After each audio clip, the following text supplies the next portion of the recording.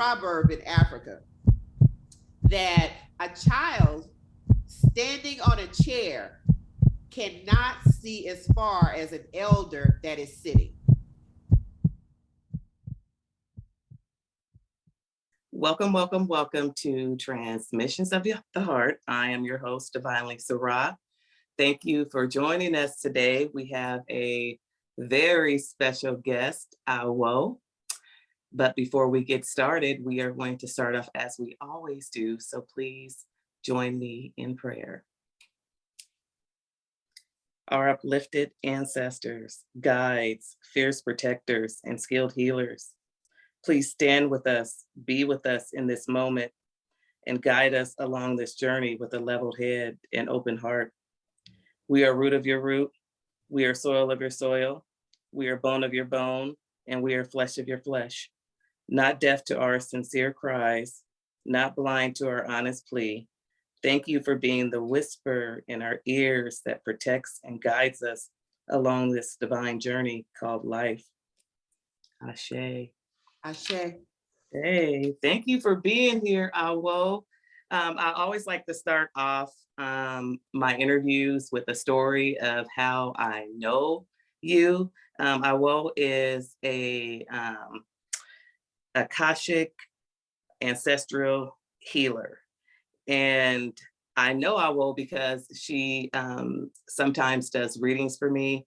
And she is so accurate, you guys. I mean, like very accurate. I've had readings before, but she can really tap in. And I don't know if it has something to do with the connection with my ancestors because they are very picky, but she has never led me astray. So I'm very excited about this conversation today because I don't know what's going to come through. So I want you guys to just buckle down, listen, learn, be open. Open mind, soft heart, all that. And so we are going to get started. So, Awo, no one knows you better than you know yourself. So please tell us a little bit about you. Okay. Well, first of all, thank you so much for having me on your program. It is such an honor. I am just an ordinary person. I started on my journey seeking myself. I wanted to understand who I am and why God put me here, and that's the name that I used back then, now, universal creator or, whatever. But at that time it was God because I grew up in the Baptist church, my father's side, they're very much into it. They still have churches today in Dallas, Texas, deacons and all of that. My mom's side is a little bit more laid back when it comes to religion. They're the Easter and Christmas churchgoers. But in my family, especially on my mom's side, everybody knows they have a gift of some sort, but, they really didn't use it. My mom, grandmom, everybody sees spirits, hears spirits, know when the phone's going to ring and who's on the phone, that kind of thing. But that's pretty ordinary in Black families. We have gifts, but not everybody acknowledges them, And so, I really didn't think too much about it.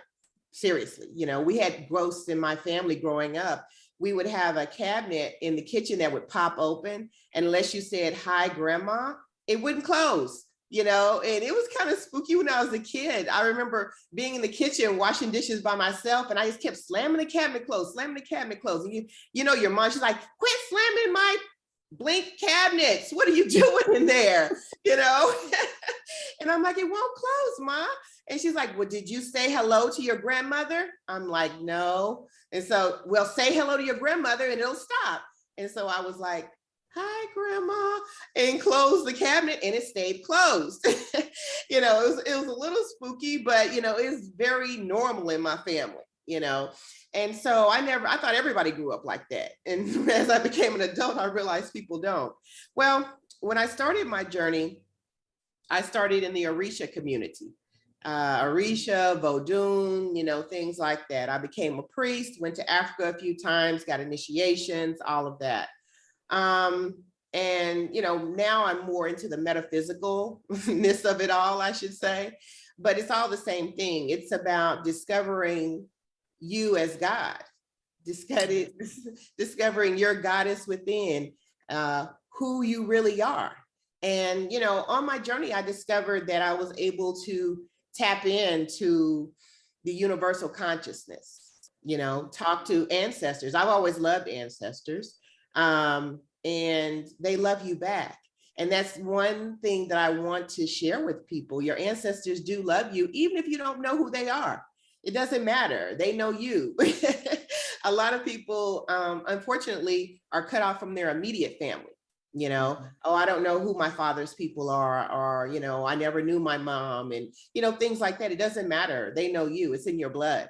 And they support you. You are them. You're never alone. So that love, that we are all surrounded by, I love to share with people. But that's kind of how, my journey kind of started. It's a lot more involved than that, of course, but I don't have the time to share all of that. That's a lot to unpack. That is a lot to unpack. Wow, to be, such a young age and to have such a phenomenon happen in your household, to grow up with that, and for it to not be tucked under the rug or in the closet, that's different from all the other conversations that I have. Yeah. Most of the time people they can't identify it because they can't connect with it anywhere within their whole household or community or their family. Yeah, we always knew the spirits are real. They're just as real as you or me. Even today, my mom will say, oh, gosh, Nisi, some people had a meeting in my living room. I know it's our relatives, but I told them to pipe down because I couldn't sleep. Wow. Wow.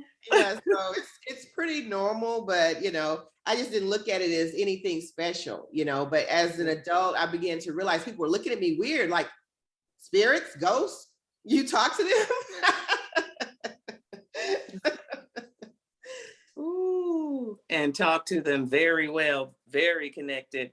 How for those of us who are on this journey and we want to become more connected with our ancestors, what do you suggest would be the proper way to connect with the ancestors that you have no idea that even exist? Yeah, the first thing is to venerate them and acknowledge them. And the best way I have found is just a simple ancestor altar. It doesn't have to be a consecrated altar or anything like that. I mean, you can do it yourself. Usually people that I do readings for, if their ancestors are like, yeah, this person really needs an ancestor altar, we want to talk to them, then I'll be like, okay, you need to set up an altar. They have a lot to discuss with you. But Right. Anybody who wants to just set up an altar, you can. But that's the best way is, and you have to be consistent. I found that,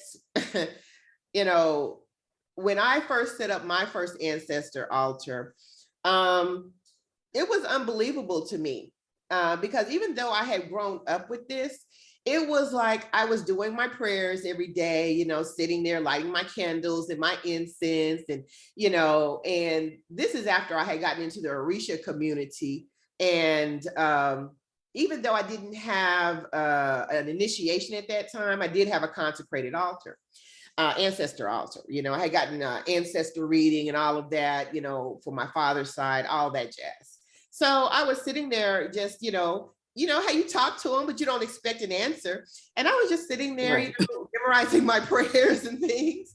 And so all of a sudden I heard in my head that the guy that I was dating at the time, that he was going to ask me if I wanted some tea. He's an herbalist, a master herbalist, a healer. And he's going to ask me if I wanted some tea and that he was going to put something in it without telling me. And they said, don't worry, it'll be good for you though. I said, okay. So I was sitting there and 2 minutes later, he calls my name and I went downstairs and I'm like, yeah. He's like, do you want some tea? My jaw dropped to my floor. I said, what did you say? And he looked at me all weird. He's like, okay, it's just tea. That do you want some tea? And I was just felt like I was in the Twilight Zone for a minute, and I watched him walk to the kitchen, come back. And I looked at him. I said, you put something in here you didn't tell me about, did you? And he's like, he looked a little ashamed. And I'm like, it's okay. It's good for me. And I went back upstairs and I bowed down to my ancestor altar. I'm like, you guys are really here.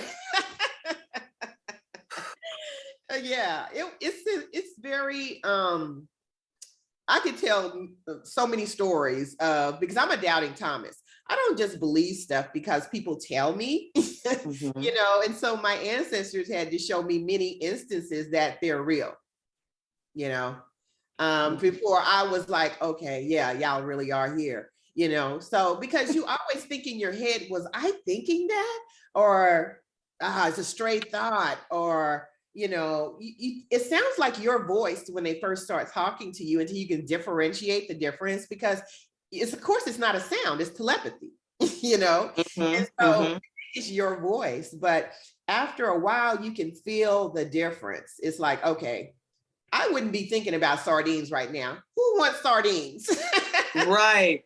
And you actually answered my question, because in the beginning it's hard to think that someone is speaking to you or the ancestors are speaking to you and you think it's in your head, right?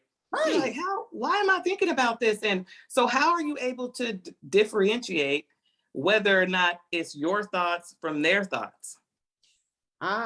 It's a feeling, because now of course I have several people talking in my head, not just my ancestors, but Right. it's a feeling, that you get.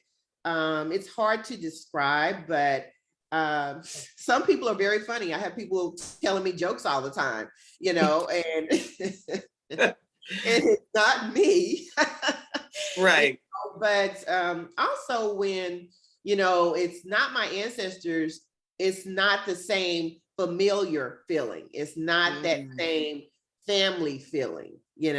It's like, oh, this is somebody else. What I'm saying? So you get to understand the feeling of it, because when you talk about the universal consciousness, we're talking about, people always say Father God, this, that, and the other. It is Mother God. Yeah, right. We were, as women, especially Black women, I don't want to get into all the melanin of it, but it is true, the melanin has magic, and the creatrix is a female force. What can produce life but a feminine energy? And so when you start getting into talking to universal energies and not your family energies, there is a different feeling to it. To me, um even though they have a caring towards you, it's not that love energy that you get from family. Right. And they're more, to me at least, to the point about business. Why are we in the room together? This is it. Right. So, but it's not mean or anything, it's just, okay, very business, this is what you need to do. This is why you need to do it, blah, blah, blah. The first time that I was introduced to Hathor, I was like, I can't really see you. It's like I can kind of see you. And she was just like, you need to get stronger. And she left. You know what I'm saying? That's on you. Right. So I'm like, oh, okay, I need to get stronger. What do I do? But Right. things came along to show me what I needed to do. Right. Wow. So with you just being introduced to gifts like this, or it just being a part of you, what led you on the path to wanting to read the Akashic records? Because you are phenomenal. Just like I said in the beginning, I've had other Akashic record readings before, where you had to be real specific in your questions, and there was a whole process. But I'm telling you, you guys, when the ancestors come through Awu, when they speak, you already know. Even if it's ancestors that you have not ever met before, and you're in this lifetime, you can feel it, and you know it's your family. So how did you get into that area, into the Akashic record readings?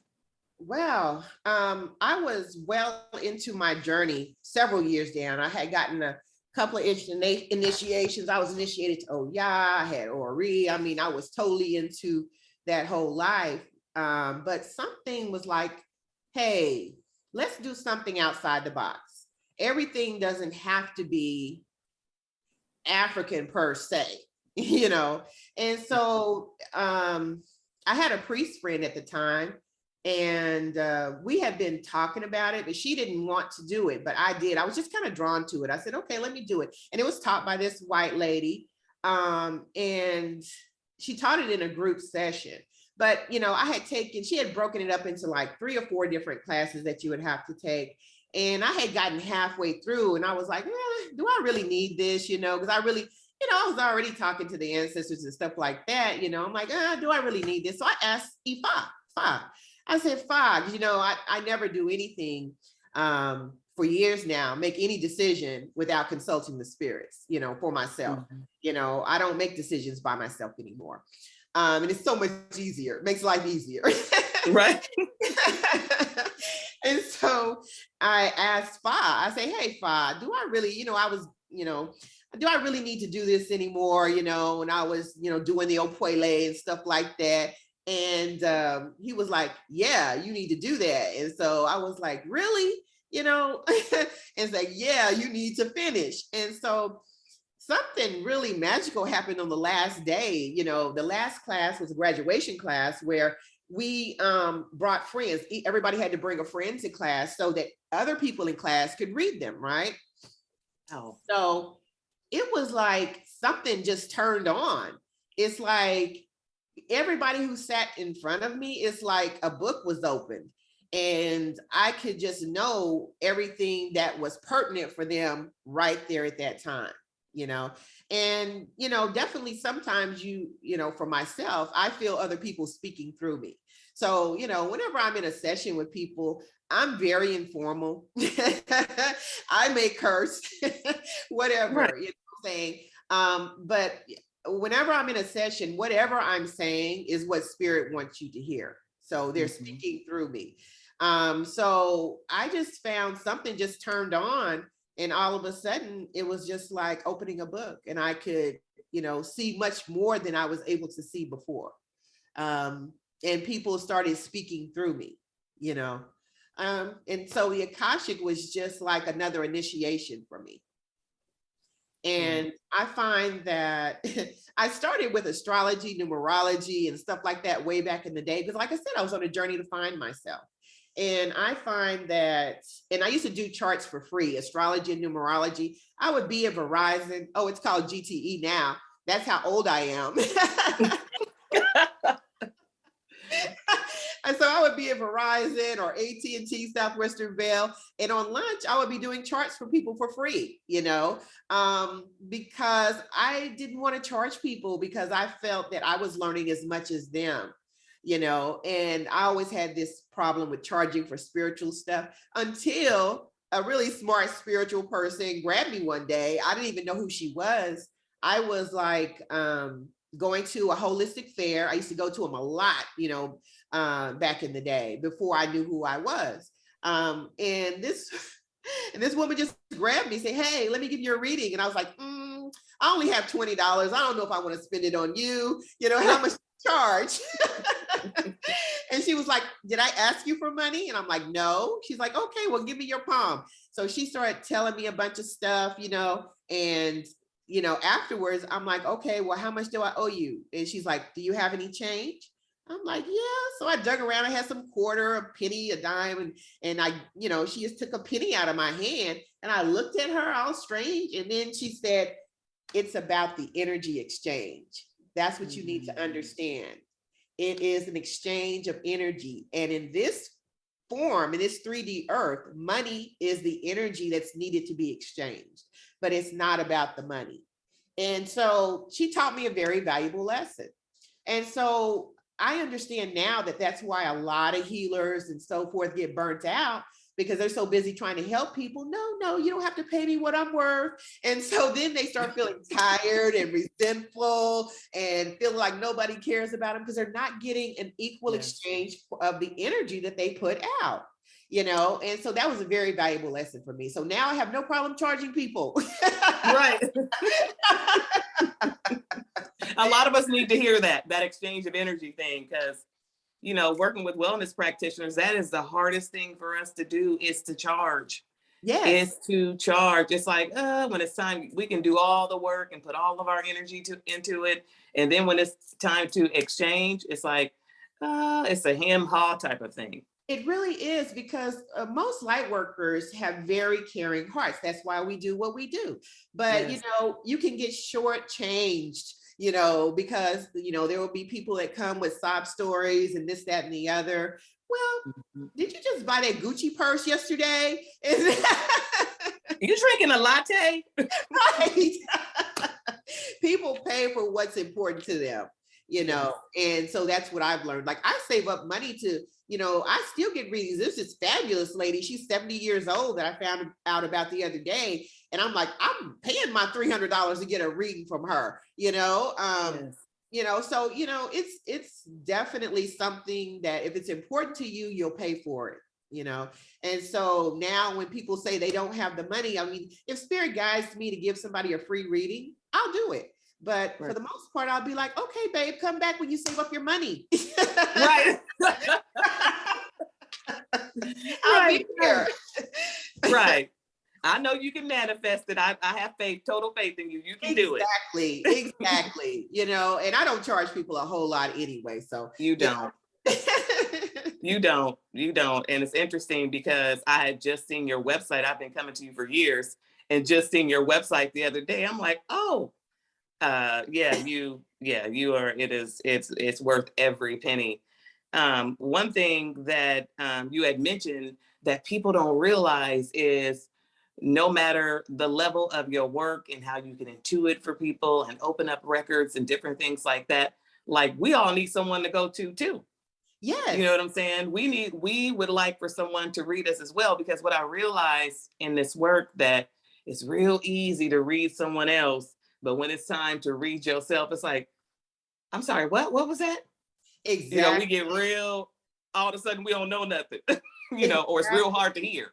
Exactly. And also people get caught up in their egos, Yes. like, oh, I'm this great somebody or other. People know me on Instagram. I don't need anybody to read me. But you know what? Humbleness, going through the Orisha community and learning Ifa or Fa in Vodun was so very helpful for me. My people have done divination for, one priest in Africa told me that in every generation in my family, there is a diviner.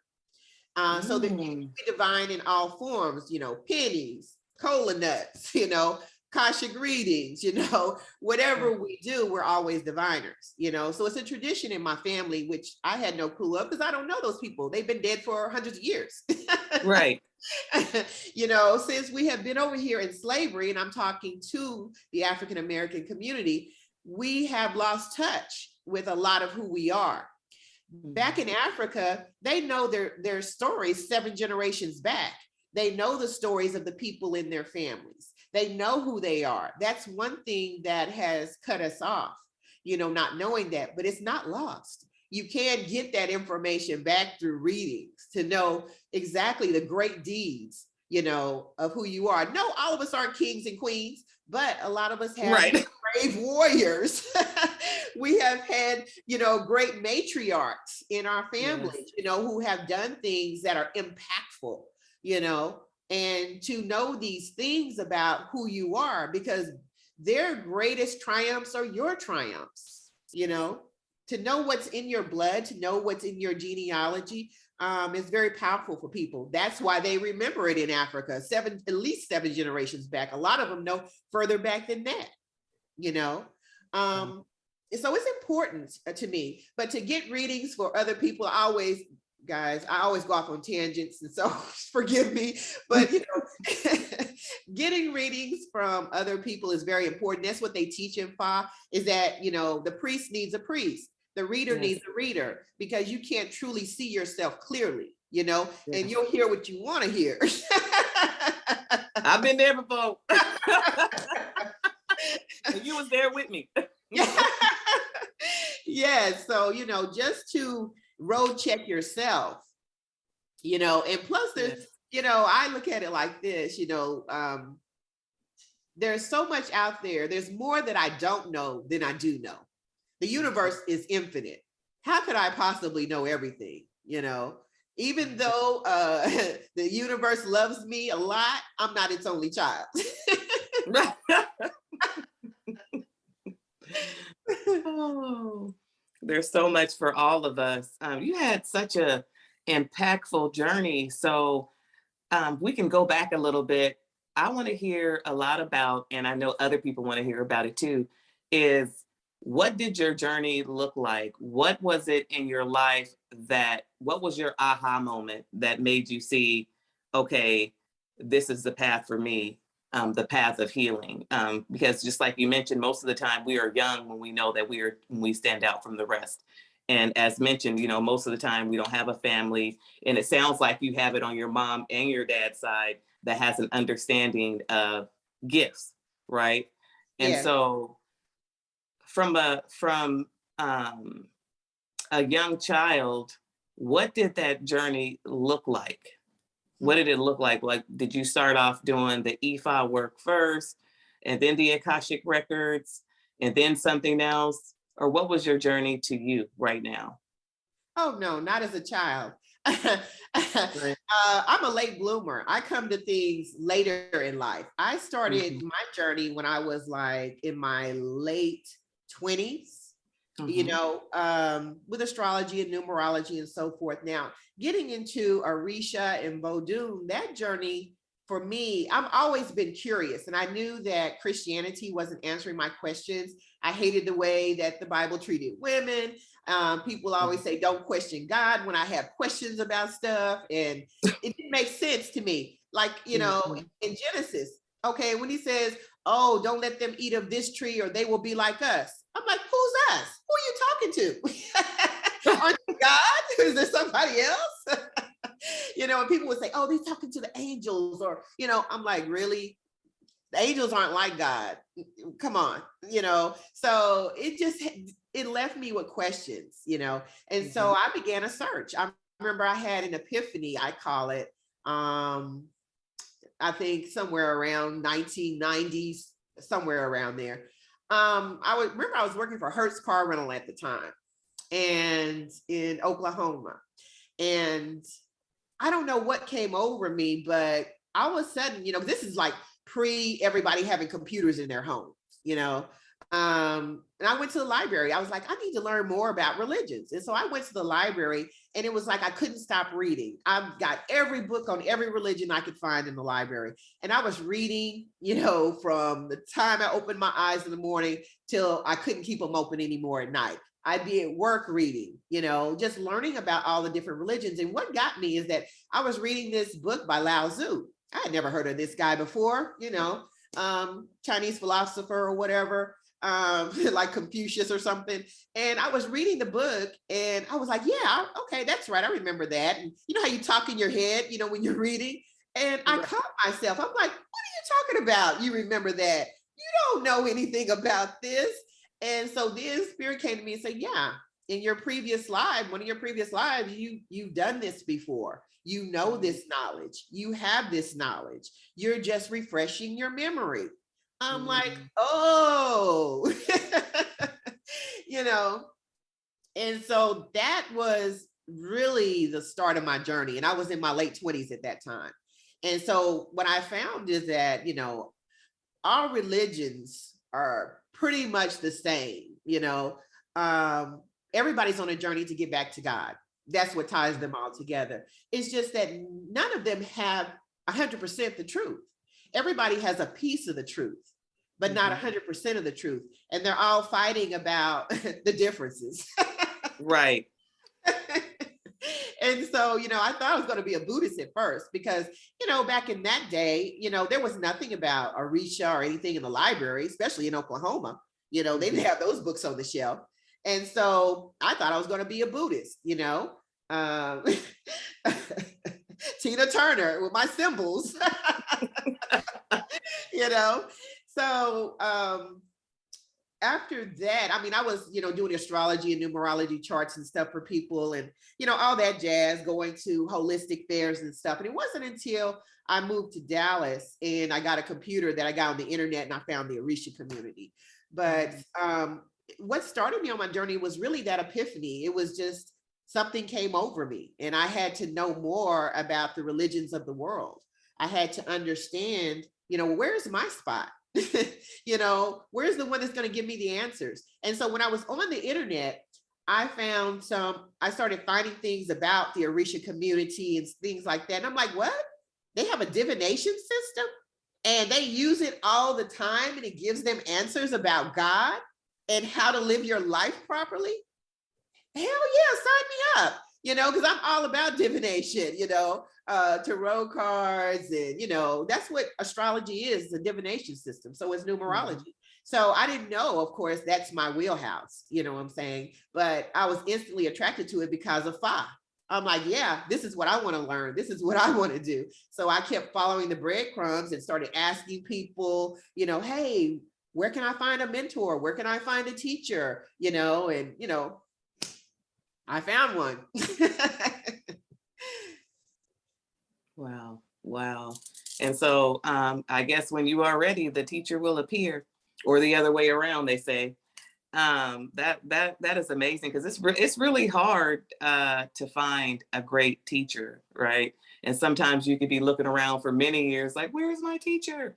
And no one appears. But what I noticed about that is that sometimes you still have a little bit more work to do.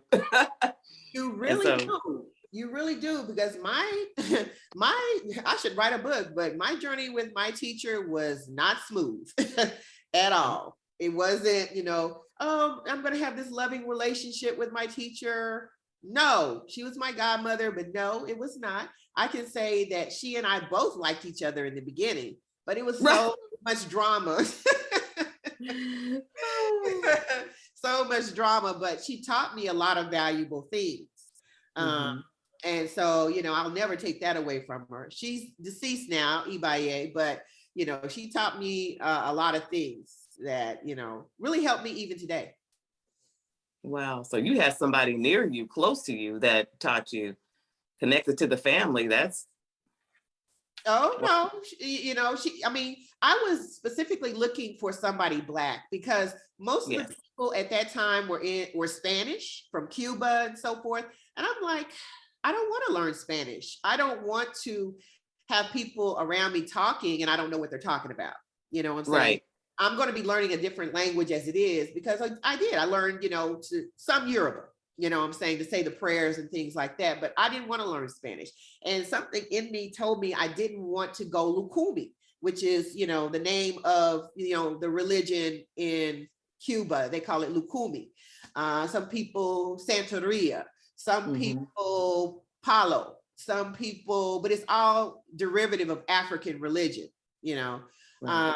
And so the Orishas may be called different names, more Spanish sounding names and things like that, but it's the same energy, just a different way because of how it came through the diaspora, But in America, the Cubans came here and really brought the religion back to us wholesale. Yeah, we were still doing bits of it in Louisiana, maybe out on the islands and stuff like that, but here on the mainland, we lost it all because of the religion, Presbyterian religion, Protestant religion that we had here. We didn't have the Catholic religion that allowed us to hide our gods behind the Catholic saints. Right. Anyway, when the Cubans came over here, they didn't like us. They're like they are today. Unless they're Afro-Cuban, the white Latinos, they don't want to say they're Black or, that their religion has anything to do with Africans. Most of them want to deny that and say it's something totally different. But anyway, when they came over here, my godmother would give us horror stories of how, they had to learn the religion, and the things that the Spanish people did to them, some of them were nice and loving, but not all of them.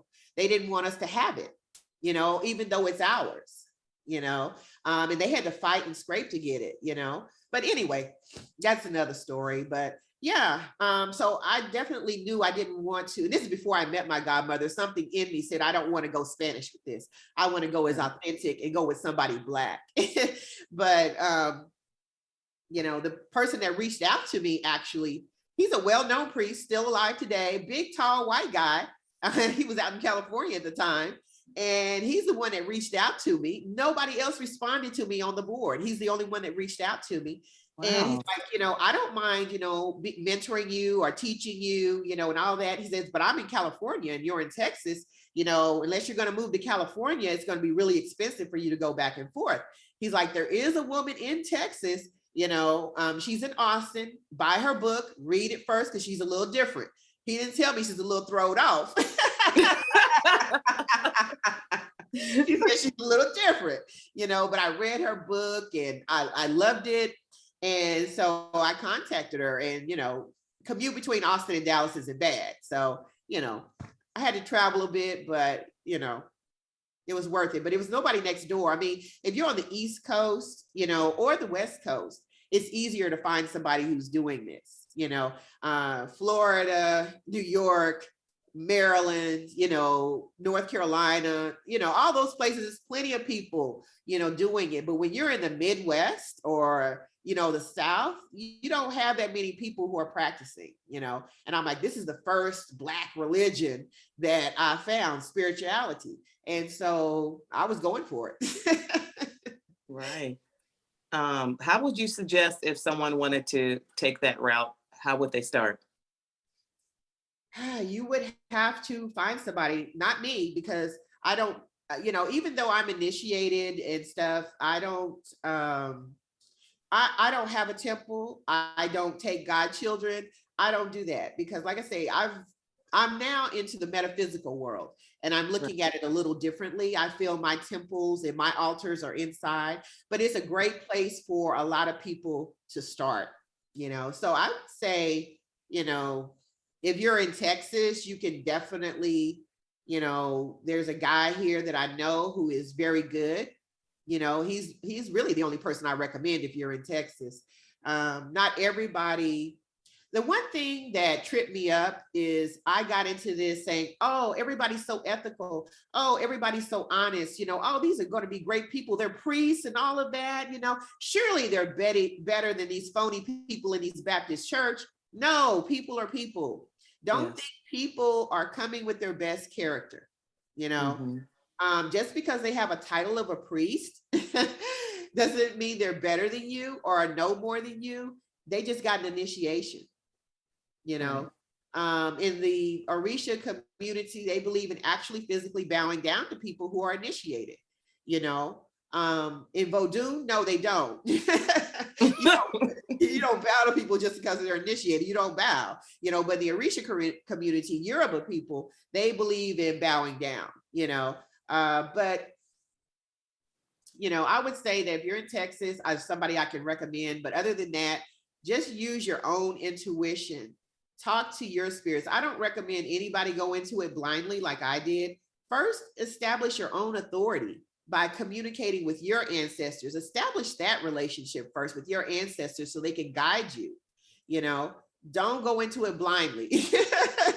Right. And trusting people just because they have a title of some sort or initiation of some sort. So that's what I would suggest. Be your own authority first. Know a little bit about your own spiritual capabilities so that you don't get taken advantage of. Right. Right. Because it's so very hard to find people that look like us that can mentor us. Because when you look out on the internet or you're Googling, trying to find someone, it's hardly ever that you find people that look like us. Exactly. Exactly. That was my biggest thing when I was going to all the holistic fairs back in the day. Everybody was white. And I'm like, Yes. okay, first of all, I know how talented Black people are when it comes to spirit. You know what I'm saying? Right. So why do I not see more Black people here? And it came to my mind, look at your own family. My mom, in her generation, they're afraid of it because they've been taught to be afraid of it. You were told it's evil. Your church preaches against astrologers and throw them out of the church and all this kind of mess, so we've been taught that our own abilities from God are evil. And so that's why a lot of Black people turn from it. Even my own brother, who he's so good at hearing, I don't know who's talking to him, but he's very accurate at telling people things, but it's scary. him because it scared other people. He would tell the mailman, he would walk up and say, hey, brother, you know, you need to tell your wife to lay off the drinking, you know, you this, that, and the other, you know, he'd tell him some personal business, and the mailman would get spooked, you know, and then my brother would be like, oh man, people look at me crazy. So he tried to take it to the church. And what do they call it in the church? A prophet, you know, in some churches they call people like that a prophet. So he tried being a prophet in the church for a while, but he just was not comfortable with his gift. You know what I'm saying? So he really just kind of, like a lot of people in my family, stopped doing it, tried to turn it off, you know, that kind of, ignore it basically. You know what I'm saying? Because it wasn't well received for him, you know, the way he was trying to go about it. But, you know, I find that so many Black people are talented. I see people's talents. That's one of my gifts. You know, people are so talented and don't know it. And I think it's time for Black people to turn their gifts on, start using them. You know, it's how we'll survive. You know, it's not fighting, you know, with our physical strength. It's fighting with our spiritual strength, which we have an abundance of. I don't want to go political and stuff on here, so okay. Right. But no, you are right. That's why I created this channel, so we can highlight the people that look like us, that are doing the work, that are doing it well. Yes. Right? Because there's a lot of people out here saying they can do some type of work that they really cannot do. Right? It's so easy to be fake in this time. It is. I try to give everybody a chance. And this one lady, you know, I used to, for a short time, used to actually be a vendor at psychic fairs. This Indian woman back in the day told me, when she gave me a reading, you know, when I was going to holistic fairs, she looked at me, she pulled the cards and looked at me, said, well, you can do the same thing I'm doing. I looked at her, no, I can't. I can't, you know, do that. What are you talking about? She's like, no, you're same as me. You can do the same thing I'm doing. And I took that, it took 20 years for me to get to where she was saying was true, you know, but I became a vendor, you know, right before the pandemic, you know, at some holistic fairs, you know, just doing something different. And I met, you know, some people and stuff like that. But anyway, this one woman who was also a vendor there, you know, was like, oh, I really want to get a reading from you. You do great readings and I'll give you a reading in exchange, blah, blah, blah. I said, okay, cool. So she gave me her reading, and it was so strange to me because she was not on point at all. She kept asking me questions like, let me know if this sounds right to you. And she started talking about something, and you have a grandfather that does this, that, and the other. Does that sound right? I'm like, no. And she's like, no. I'm like, no. And so she was like, okay, well, what about this? I'm like, are you just guessing? Are you just trying to, you know, throwing stuff and seeing what sticks, you know? I'm like, is that how they do readings these days? You know, because I'm in my own little world and I just do my thing. So I don't know how everybody out there is doing readings, you know? So I'm like, is this what people are doing? I'm like, I don't know who you're talking to, but no. That had to be really uncomfortable for her. You know, I'm like, if I, you know, somebody should be honest with you, you know, if you're not doing something correctly, you know, if you're hearing something incorrectly, you know, straighten up your antenna, get a tighter connection, you know, because I've never had anybody who said that the reading was totally unfamiliar. Oh no, I don't know who you're talking to. This is not about me. I've never had that. Right. I've never experienced that with you. Right. I thank the ancestors, you know, they come through clear for each and every person, because I want to help people to, you know, get on their path more firmly. You know, you came for a reason. You have a question, you know, because not everybody comes with a problem. Some people just want direction. Some people want to know who they were in another life, you know, trying to connect the dots because they're attracted to things that they don't understand why they're attracted to, because nobody else in the family is attracted to crystals or doing tarot cards or interested in metaphysics. You know, why are they? And so they come with just questions of, you know, why am I attracted to these things? And so we pull up their past lives and see where that started for them, you know, why they're doing what they're doing in this life and how it connects together, you know. So it's a lot of different, you know, reasons why people come for readings. Love life. Some people, I do love readings for couples to see who you were in past lives, you know, how y'all first connected, because Yeah, there are twin soul relationships, but a lot of it is soulmate relationships, contracts with other people. Some people just have some things that they didn't get to finish in that previous relationship, and they've come here to finish that. It's a lot of different reasons. So you Right, can get a reading for anything. It doesn't just have to be about, why am I here and what is my destiny? It can be about anything. right. So what are the things that you specifically help people with? Anything. Right, I know. Go to her website, y'all see she helps with anything. It's like, and the one thing that I know the ancestors brought you to me, because the one thing that I am just like obsessed with doing is always connecting with the ancestors. That is the basis of everything that I do. I want to know what they hear, what they saying, why they acting the way they act. And my ancestors are aggressive. Even before this call, I'm like, great grandma died. You don't have to be so aggressive. Like she wanted a cigarette. I'm like, I'm about to get on the call. Um, No, but you want a cigarette first, though. right, yeah, give me that cigarette. So what are the things like as healers, as wellness practitioners, what do you suggest? What are some different techniques that we can do to properly take care of ourselves and protect ourselves while we're doing this work? Ah, okay. First of all, you need to sage yourself every day, especially when you take clients and stuff. You should definitely sage yourself. Also, having different crystals, like my house on my shelf, I have all kinds of different crystals that help to clean the air spiritually, to protect me, to enhance my ability to hear. It's different crystals and things you can use for all kinds of stuff. Don't ask me why. I have a crystal lady on deck who knows that for me. I can't hold everything in my head, but definitely take spiritual baths, Yes. especially if you do heavy. Because I know a lot of Reiki people, and sometimes they take a lot of that stuff onto them physically. And so you have to take spiritual baths. I mean, I do make spiritual baths still for people, especially when they're dealing with a lot of heavy energy. Because you can have entities and stuff attached to you from clients. I had one I had given a reading to. That entity tried to come through the phone. I can feel it, trying to look around in my house, see if get another meal. I'm like, oh no, sir, not here.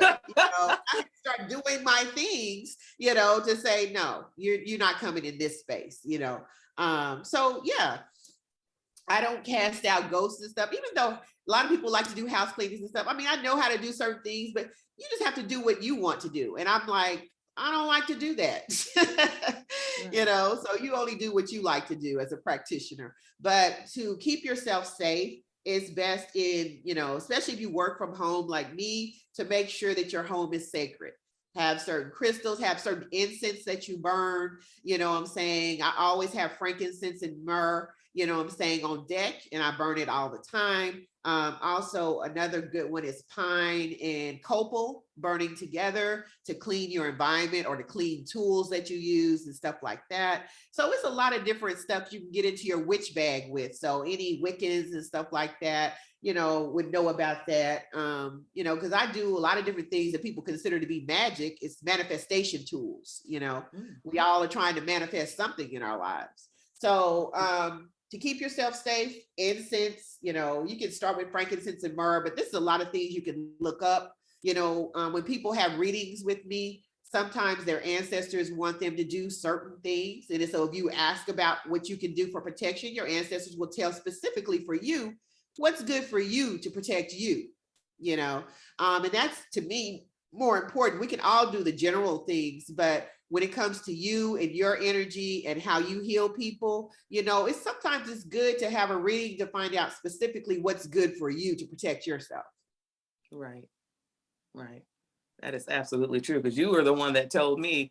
I remember when I first put Grandma Dot on the altar, and I remember her telling me she wanted a cigarette. So I was thinking I was doing something. I would take the cigarette out and just set it on the altar.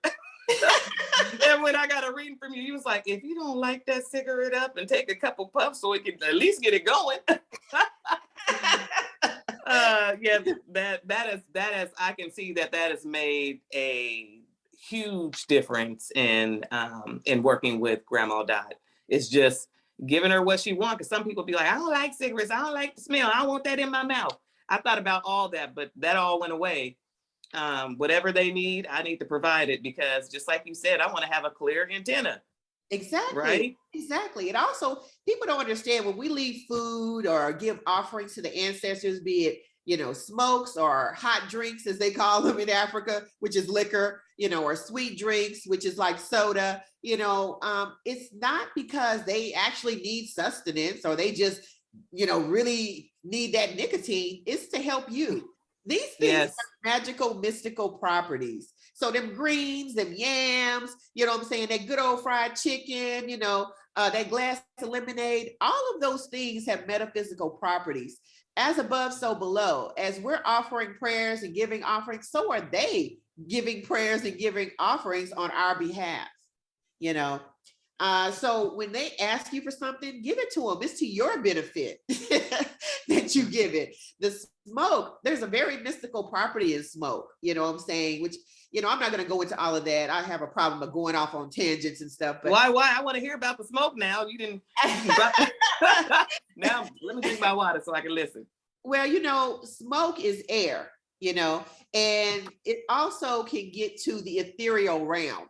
So when you're saying prayers in smoke, Native Americans do this a lot, it can reach the ethereal realms much easier. So when you're lighting a cigarette or whatever, it's the best time to say your prayer of what it is you want. They can hear you more clearly, let's say, especially if that was their particular thing on earth, is to smoke.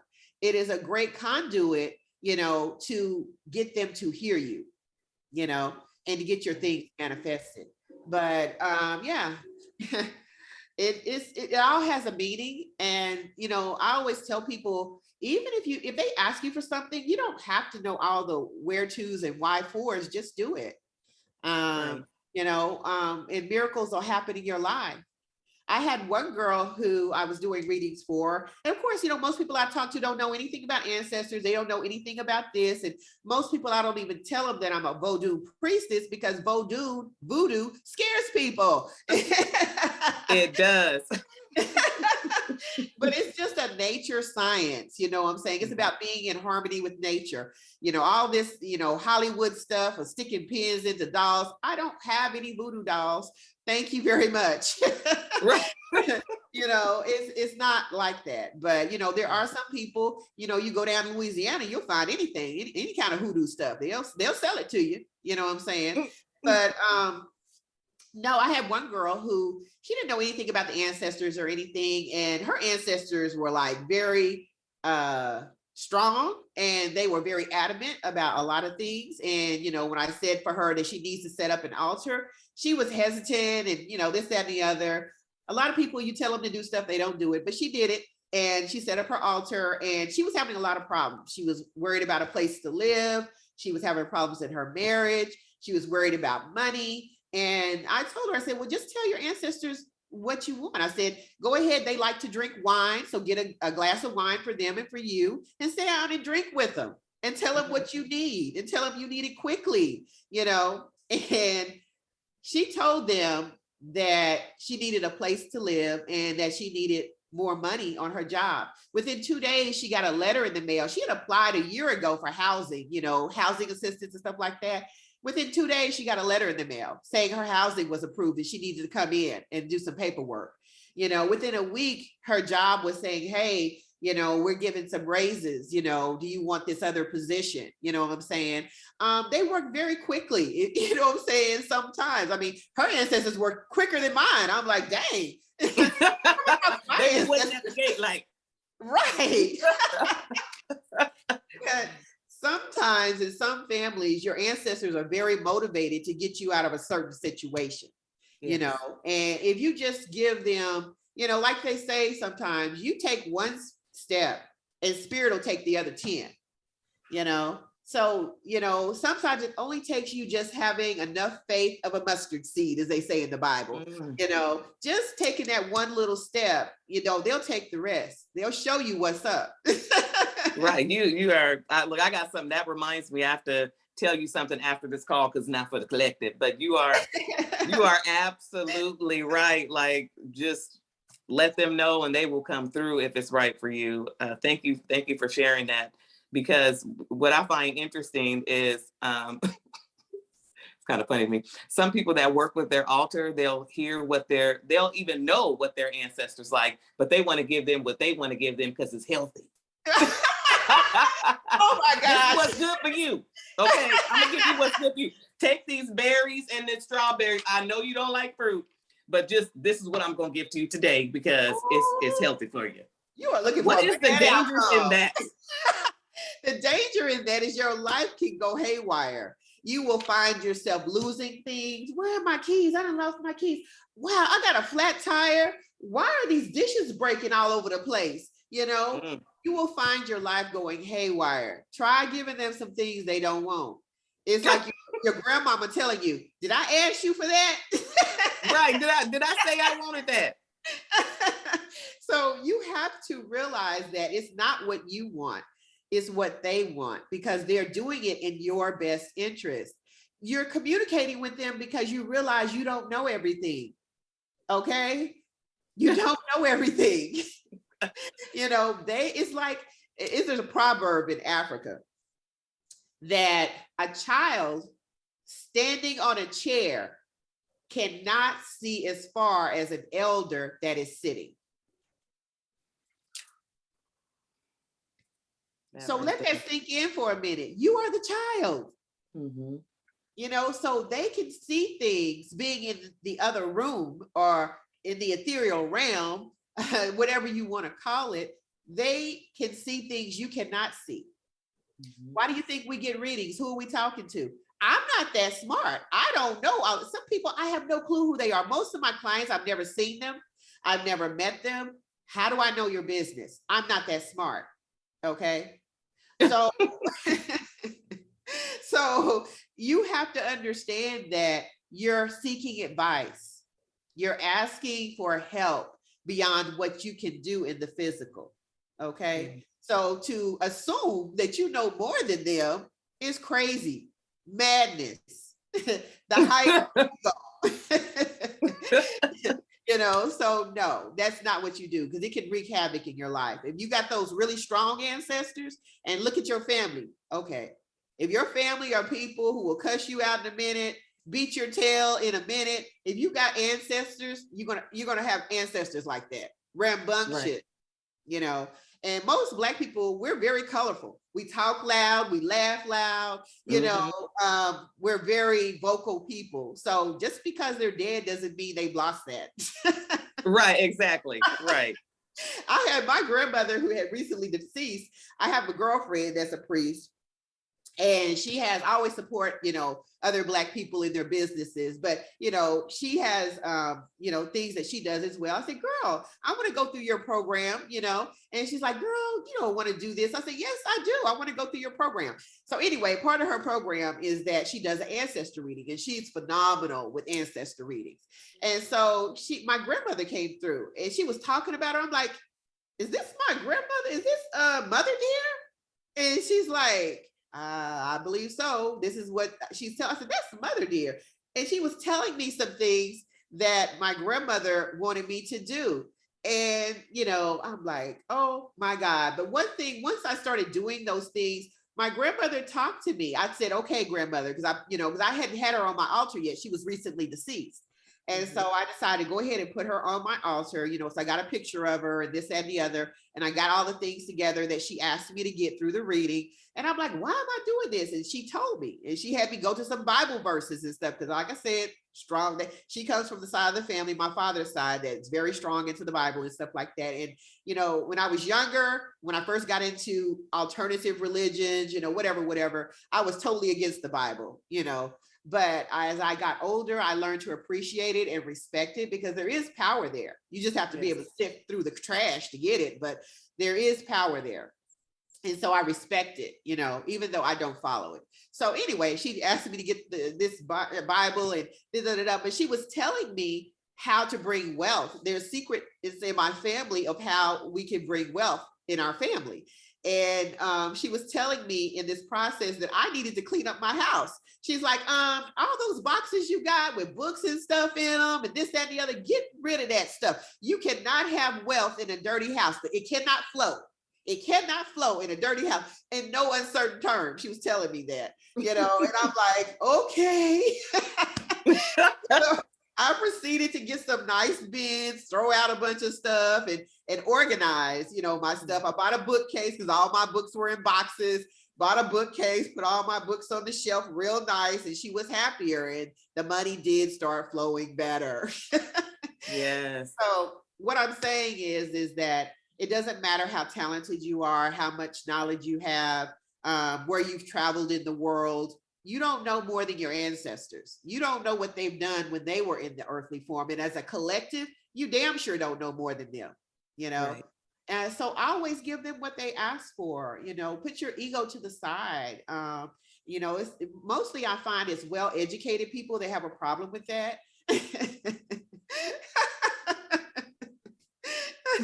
So, but yeah, put your ego to the side and listen to them because they do know more than you. They can see further. Right, definitely. Thank you for that. And that, that leads me into my next question. During this uncertain time that we are living in right now, what would be a message that you would have for the collective to contemplate on? They say know your power. Mm. Everybody has power. Yes. Everybody has a gift. Yes. Don't fall for the distractions.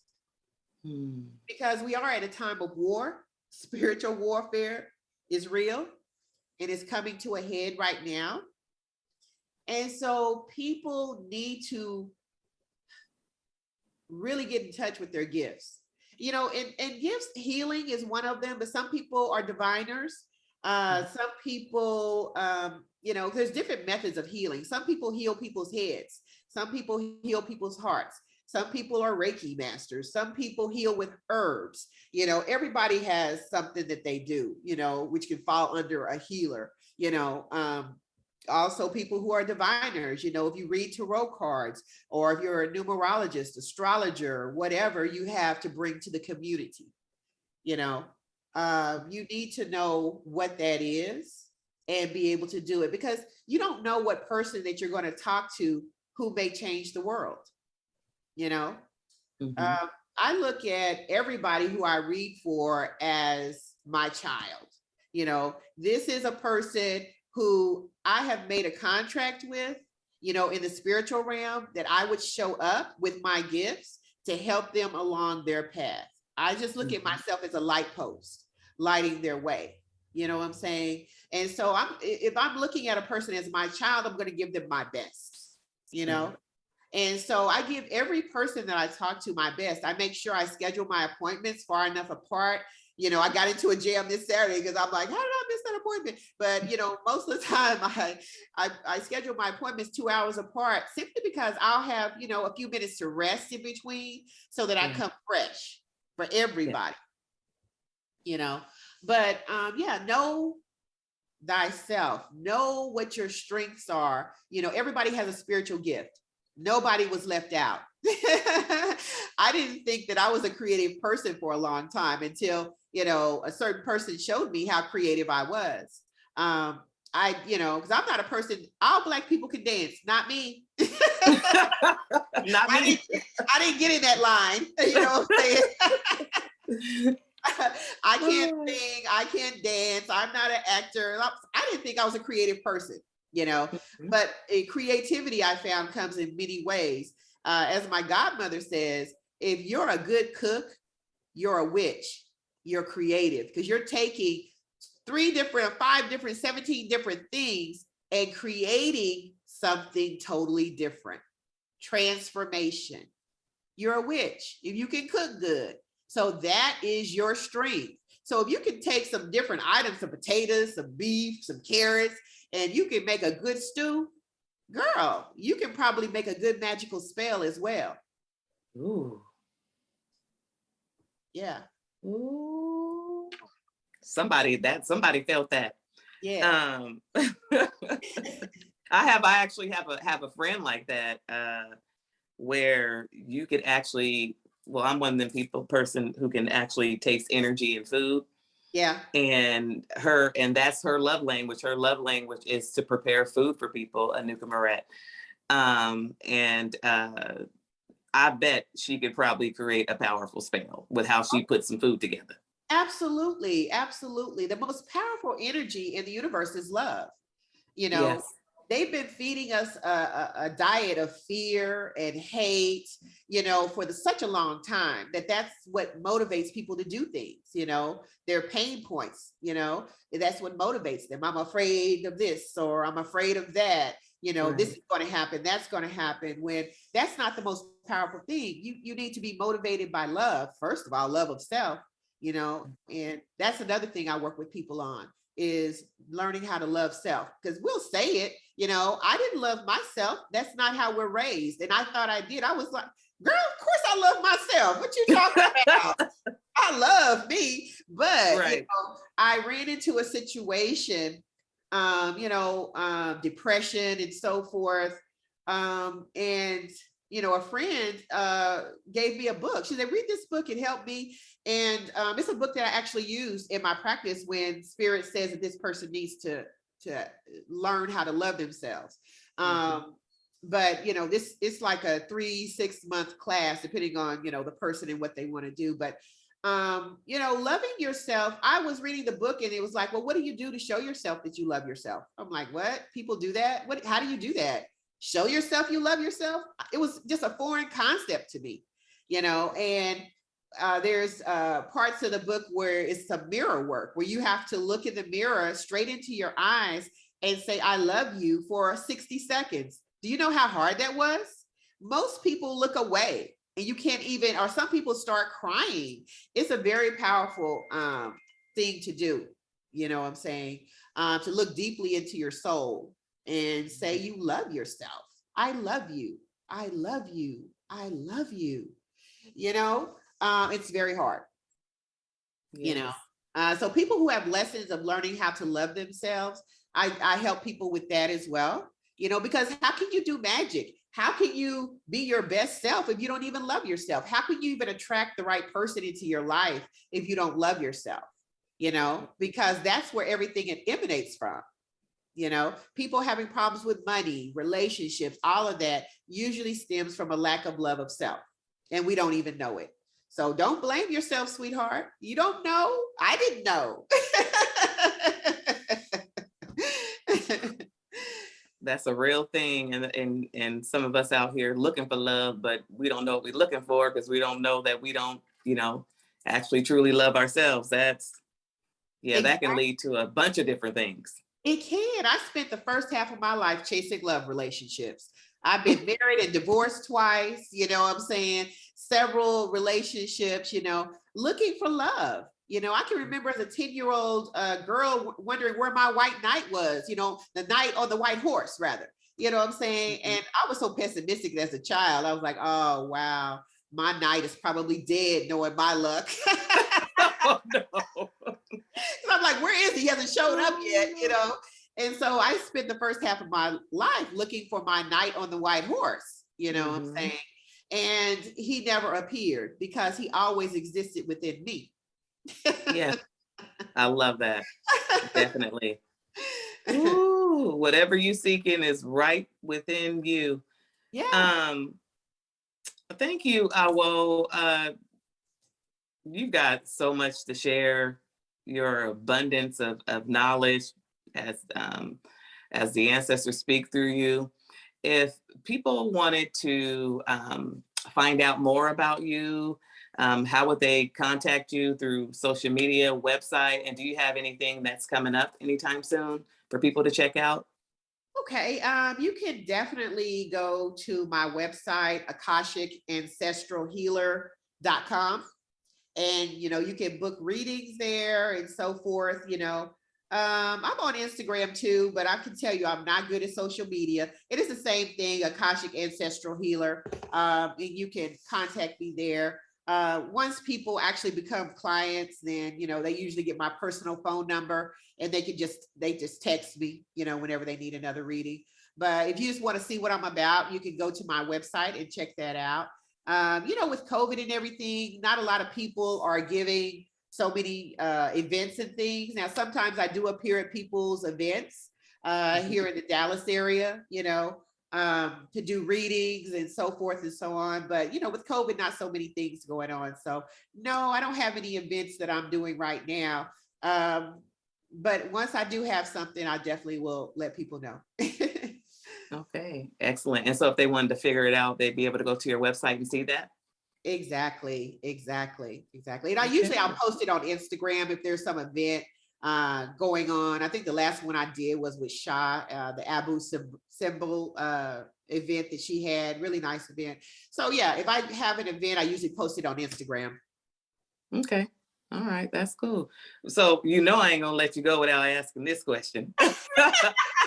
Here it comes.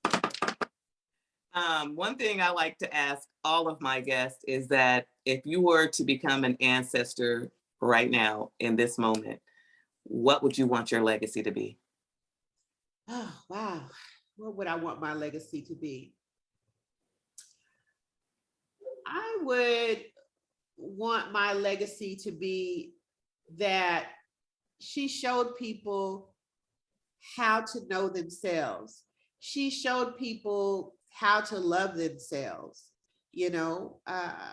She showed people how to fish, because I don't want people become so dependent on readers and other things, to guide their life. And that's not the purpose. The purpose is to show you how you are strong, what your gifts are, so that you can lead your own life. You should never be dependent on somebody else. And that's one thing that I really wanted to show people. Also, like when I first got into this, I want people to understand themselves. I felt like, and still feel like today, that if people understood themselves better, they would have more compassion for themselves and therefore have more compassion for other people. And the only way to do that is to know yourself and to love yourself. Yes. Goes back to love for self. what you just explained. Exactly. All is you and you are all. It's your world. Everybody else is just actors on your stage.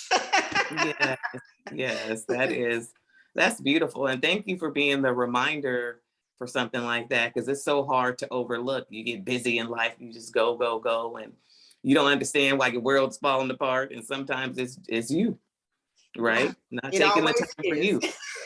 It always comes back right here. Right. Look in the mirror. Right. Personal responsibility, and that's one thing that we've given over to other people is personal responsibility. We're so busy pointing fingers at, oh, this person did that to me. That person did that to me. That person said this about me. Okay, well, you know what? Why are you setting that up in your life? Okay, I'm going off on tangents again, girl. Let me stop. No, people need to hear this. That's why you're saying it. Yeah. So, you have to understand that you have more control over your life than you realize. You are creating everything in your life, whether it be good or bad. It's like, okay, well, why am I say that to myself all the time. Okay, why am I creating that for myself? I can create something different. Sometimes you need help with creating new things in your life until you can get the hang of it, because some people talk very negatively in their heads about stuff like, you're trying to lose weight. You're telling yourself that you're a fat, this, that, and the other all day. You look in the mirror. Oh, you fat, this, that, and the other. Oh, you're so stupid. Why are you so slow? Or why are you talking to yourself like that? I love her. What are you saying? Right. And so I'm not a person that really talks negatively to myself, but I had a very close friend that did. And she's the one that introduced me to that world of people talking so hatefully to themselves. I didn't know if people did that because, of course, that's other people's heads, And so as I started taking clients, I understood that people need to learn to turn the negative self-talk off. That's a key sign to know that you don't love yourself. Who talks to their loved ones that way? So if you have a lot of negative self-talk, that's a sign you really don't love yourself. Some people want to try to take that as motivation. Well, if I tell myself, hey, you lazy slacker, get off your ass and go run. Is that really, could you say that another way? Right. So some people want to say that that's motivation, especially in the Black community. We have a problem with negative motivation. You know what I'm saying? So yeah, if you find yourself in your head saying negative stuff to yourself, okay, you have to work on loving yourself more. What's wrong with looking in the mirror and saying, you know what, I love you. Yeah, that little Buddha belly girl, that's kind of sexy. That's kind of sexy. Right. That's kind of sexy. Now we could slim that down, but that ain't gonna take away from our sexiness. Right. You know what I'm saying? It's a different way to motivate yourself than to say negative stuff. So that's just the key. If you're saying negative stuff in your head to yourself, you're not loving yourself. And I'm going to end it there. I appreciate that lovely, beautiful advice. And I appreciate all the energy and the time that you spent with us today, because I know it's multiple. Oh, yes. We don't know who here. Everybody. So I appreciate you. Is there anything that we may have forgotten that you would like to bring up at this time? No, I'm good. Don't let me get off on another tangent because I'm a Right. talker. Spirit, no, I love tangents. That's probably why I keep coming up. But thank you so much, Awo. Thank you for joining us here at Transmissions of the Heart. Thank you, lovely soul family, for being here with us today. We are sending love. We are sending light. Please have an amazing day. Thank you. Ashe. Ashe.